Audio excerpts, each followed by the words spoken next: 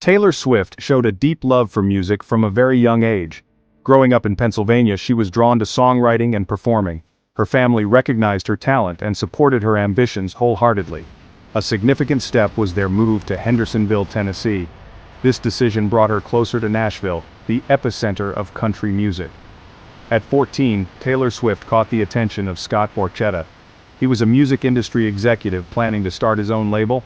Swift became one of the first artists signed to Big Machine Records. Her self-titled debut album, Taylor Swift, was released in 2006. Hit singles like Tim McGraw resonated deeply with a young audience. Notably, Swift wrote or co-wrote every song on her debut. Her unique songwriting style crafted narratives from personal experiences. This authenticity forged a strong bond with her fanbase. Subsequent albums like Fearless and Speak Now solidified her stardom. Her music began to transcend genre boundaries, transitioning from country to pop. Soon she was a global superstar, selling out stadiums across the world. Understanding the music industry requires knowing about master recordings. These are the original studio recordings of an artist's songs. The owner of the master recordings controls how the actual recorded tracks are used. In June 2019, Big Machine Label Group, Swift's former record label, was sold. The buyer was Ithaca Holdings, owned by music manager Scooter Braun. This sale included the master recordings of Taylor Swift's first 6 albums. Swift revealed she was not given a chance to purchase her masters herself before the sale. She learned about the acquisition when it was publicly announced. She expressed deep disappointment and a sense of betrayal. Taylor Swift had tried to acquire her master recordings prior to this sale. She stated that she had been attempting to negotiate their purchase from Big Machine for several years. The sale to Ithaca Holdings effectively closed the door on her hopes of buying her masters directly from her former label.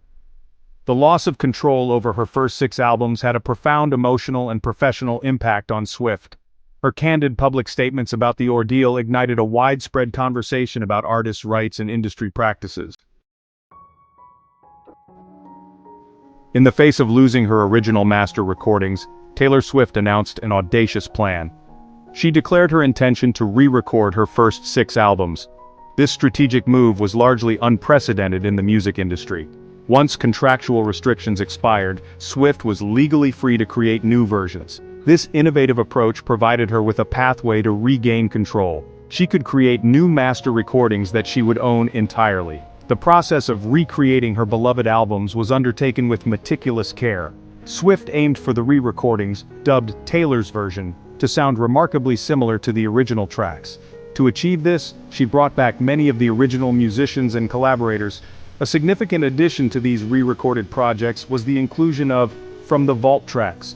The release of the Taylor's version albums marked a triumphant chapter in this saga. Fearless, Taylor's version, arrived in April 2021, followed by Red, Taylor's version, in November 2021. Both albums were met with enormous commercial success and critical praise. Swift actively encouraged her fan base to listen to and purchase her new versions. The enthusiastic reception demonstrated the power of her fan base and the effectiveness of her strategy. Re-recording 6 entire albums is an immense undertaking, but Swift remained steadfast in her goal of reclaiming her artistic narrative. The response from Taylor Swift's dedicated fan base, known as Swifties, was immediate and overwhelming. They rallied behind the Taylor's version project with immense passion and loyalty. Fans made a concerted effort to stream, purchase, and promote the newly recorded albums. Social media buzzed with campaigns encouraging listeners to choose Taylor's version. This collective action demonstrated the powerful bond between Swift and her audience. Reactions from the music industry were varied. Many artists and producers lauded Swift's bold strategy. They saw it as a step forward for artist empowerment. Some label executives were less enthusiastic. There were concerns Swift's success might set a precedent. For Swift, the re-recording project has profound implications. She gains complete control over her catalog. She decides on all licensing opportunities and reaps the financial rewards. The Taylor's version saga has sparked broader conversations across the music world. Taylor Swift's journey stands as a powerful case study, showcasing an artist's ability to challenge industry conventions and reclaim their narrative.